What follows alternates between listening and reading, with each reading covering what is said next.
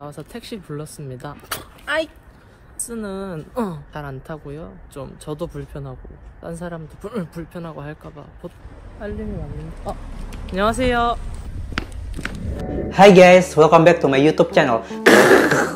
Finally, bertemu lagi bersama aku Andi. Dan di video kali ini aku akan ngebahas tentang kasus YouTuber lagi-lagi datang dari Korea. Nah, kali ini tuh rada aneh karena dia memalsukan penyakitnya sendiri, atau intinya dia tuh pura-pura mengalami suatu penyakit tertentu. Jadi kayak aneh gitu loh guys. So, kalau kalian penasaran gimana kisahnya, jangan lupa untuk klik like, komen, yang pasti di subscribe dan nyalain lonceng notifikasinya agar kalian gak ketinggalan setiap kali aku upload video baru. Dan tanpa lama-lama langsung aja kita ke pembahasannya. Jadi dia memiliki channel YouTube yang namanya I'm Tourette. Dia memiliki lebih dari 370.000 subscriber yang ia kumpulkan hanya dalam waktu 1 bulan saja. Waktu yang sangat singkat dan sangat sulit untuk mengumpulkan subscriber sebanyak itu. Nah, makanya kita harus membuat konten yang bisa menarik orang dan harus mengesankan bagi banyak orang. Nah, seperti nama channel YouTube-nya, I'm Tourette. I'm berarti saya dan Tourette artinya sebuah sindrom gitu guys. Jadi, Tourette syndrome adalah gangguan sistem syaraf yang menyebabkan gerakan berulang atau suara yang tidak diinginkan. So, jadi intinya tiba-tiba kita secara refleks melakukan gerakan yang kita nggak sadar kita melakukan gerakan itu. Jadi itulah sindrom Tourette. Nah, dia tuh mengklaim bahwa dirinya tuh mengidap penyakit sindrom Tourette itu. Nah, di dalam video-videonya ini cukup unik sih, karena konten-kontennya tuh kayak misalkan ramen versus sindrom Tourette atau tomat versus sindrom Tourette gitu.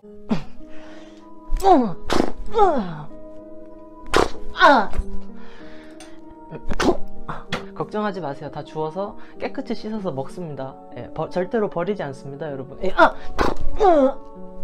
Intinya di video itu kita tuh diliatin bagaimana dia makan dengan dia melawan penyakitnya itu. Dan dia ingin memberitahu kepada audiensnya kalau betapa sulitnya untuk melakukan kegiatan ini tuh setiap hari. Kita dapat melihat bagaimana ia sangat kesulitan untuk makan. Bahkan ketika ia menyuap makanan gitu, tiba-tiba dia secara tidak sadar memukul dirinya sendiri gitu guys, secara refleks. 깨지는 거는 다반사고.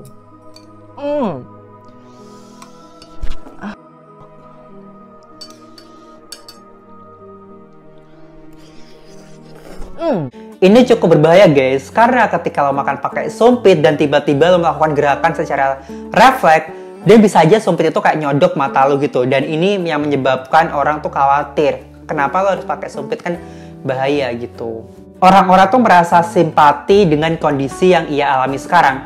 Tapi gak sedikit dari orang-orang yang akhirnya menyukai dia, karena dia bisa membalikan keadaan. Walaupun kondisinya seperti itu, dia masih bisa ceria, dia masih bisa berkarya dan melakukan kegiatan-kegiatan positif. Ditambah dia juga cukup tampan dan dia juga lucu, suka menghibur kita-kita. Jadi orang itu kayak makin suka sama dia.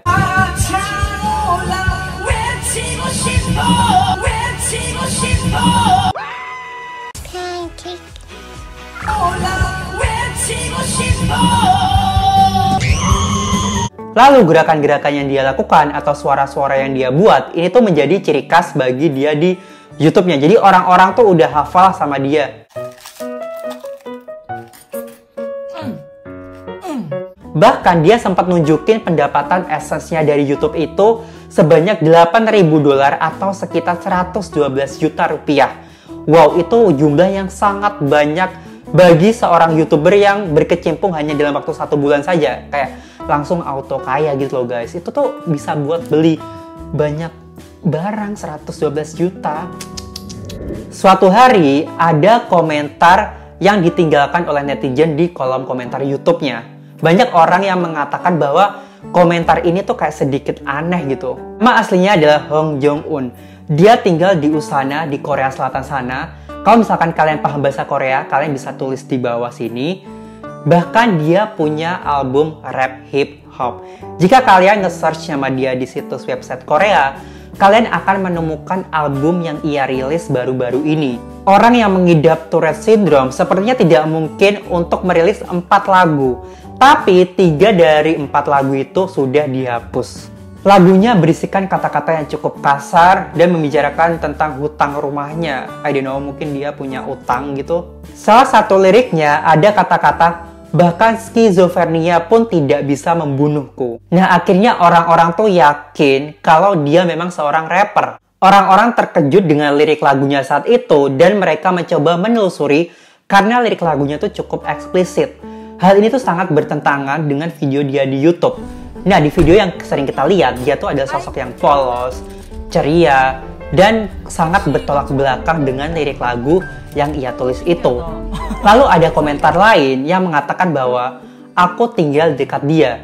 Aku melihatnya beberapa kali saat dia sedang membuang sampah. Tapi aku nggak ngeliat tanda-tanda kalau dia mengidap penyakit Tourette Syndrome.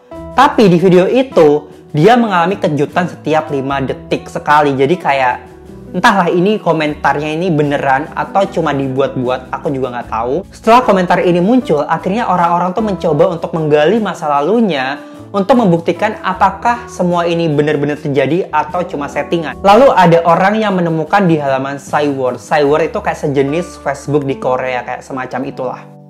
Dan disinilah banyak detektif dadakan yang muncul dan mengkonfirmasi bahwa dia kayaknya emang seorang rapper deh.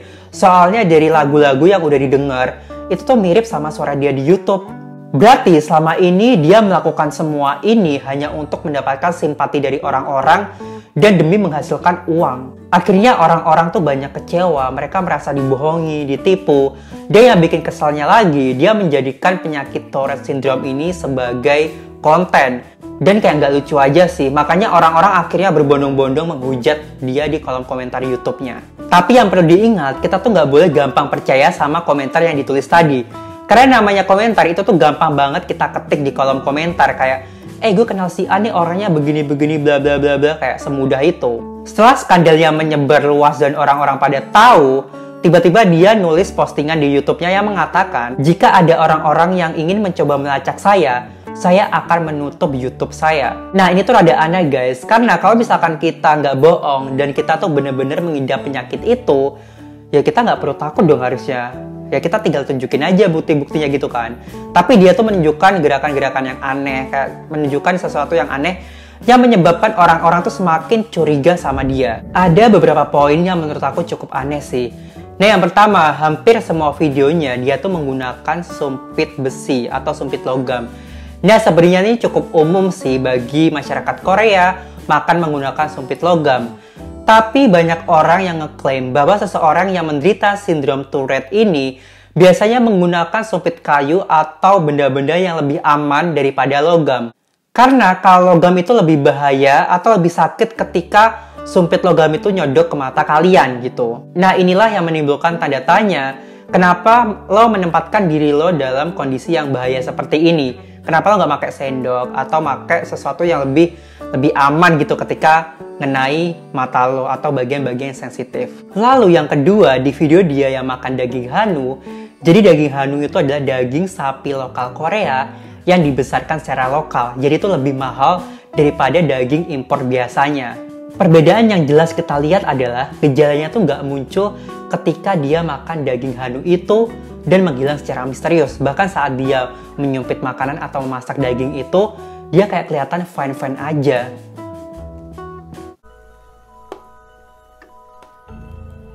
우선 고기 익기 전에 밥 한 숟갈이랑 김치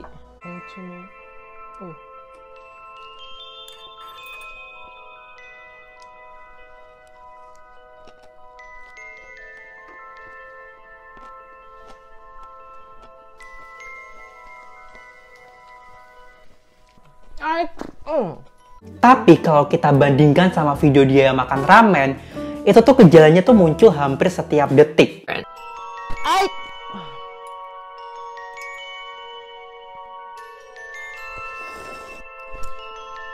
Nah, aku nggak paham sama penyakit ini dan kondisi orang-orang yang mengidap penyakit ini. So, dari kalian yang mungkin paham soal penyakit ini, atau mungkin orang-orang di sekitar kalian yang mengalami kondisi ini bisa share komen di bawah. Nah, dia baru saja masuk ke lubang yang lebih dalam dan lebih dalam lagi. Dia baru aja menutupi kebohongan dengan kebohongan lagi. Terakhir dia ngeposting di YouTube-nya dan mengatakan, "Aku ingin menghentikan semua video dan aku tidak ingin menyinggung orang-orang yang menderita penyakit Tourette Syndrome ini." Bahkan orang-orang yang nggak kenal saya, nggak pernah ketemu saya, tiba-tiba memanggil saya sebagai seorang penipu. Lalu nggak lama setelah itu, dia menghapus postingannya dan ngebuat semua videonya private. Terus nggak lama habis itu, dia nge-publish semua videonya lagi. Kayak, what? Lalu setelah itu, dia mengupload video yang mengatakan, "Apakah kalian terkejut dengan ini?"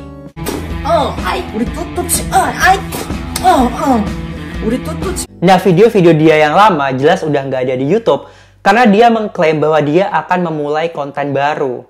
Orang-orang merasa aneh kayak, kenapa lo nggak menangani kasus lo ini? Kenapa lo nggak klarifikasi sebenarnya apa yang terjadi? Kenapa lo kayak mengalihkan topik kebicaraan yang sedang terjadi? Lalu nggak lama dia mengunggah video permintaan maafnya dan dia mengklaim bahwa dia tuh sebenarnya mengidap penyakit Tourette Syndrome. 안녕하세요. 우선 이런 일이 일어나게 돼서 정말 죄송합니다. 다시 한번 죄송합니다. 일단 지금 저는 약을 복용한 상태고요. 제가 약을 먹는 걸 안 좋아하지만 의사 전달을 위해서 지금은 약을 복용한 상태입니다. 제가 먹는 약은 Tapi sebenarnya tuh nggak separah itu guys. Dia tuh hanya bertingkah secara berlebihan, seakan-akan dia mengidap Tourette Syndrome yang parah. Berarti semua ini tuh hanya acting dan dilebel-lebein aja. Tapi yang anehnya, resep itu tuh menunjukkan tahun 2020. Gue nggak tahu tanggalnya, pokoknya tahun 2020. Yang pada dasarnya, tanggal itu adalah tanggal dimana dia ngebuat video permintaan maafnya. Lalu resepnya menunjukkan jumlah yang diberikan adalah 7 hari terakhir.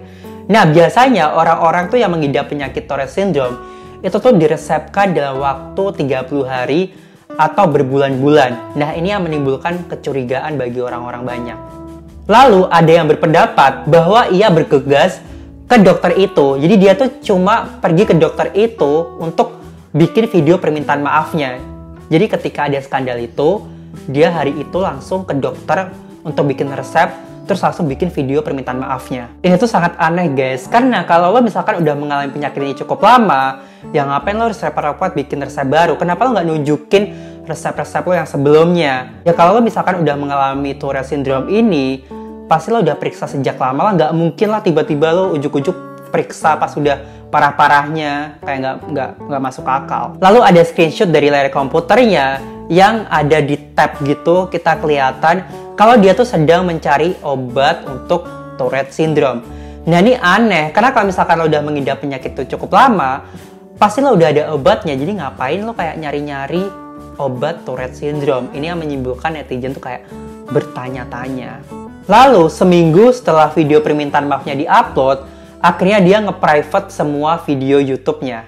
Lalu nggak lama di-public lagi. Terus nggak lama di-private lagi, di-public lagi, di-private lagi. Orang-orang tuh nggak ngerti ini gimana sih ini kok. Kenapa dia keseringan nge-public, nge-private, nge-public, nge-private. Nah sebenarnya tuh dia ingin menunjukkan kalau dia tuh mengidap penyakit Tourette Syndrome. Tapi kenapa dia harus menghapus video permintaan maafnya? Kalau misalkan itu benar dan nggak dibohong-bohongin, ya udah biarin aja. Biarkan audiens yang menilai gitu loh. Kalau emang kita bener-bener mengalami, harusnya kita pede dan nggak perlu ketakutan.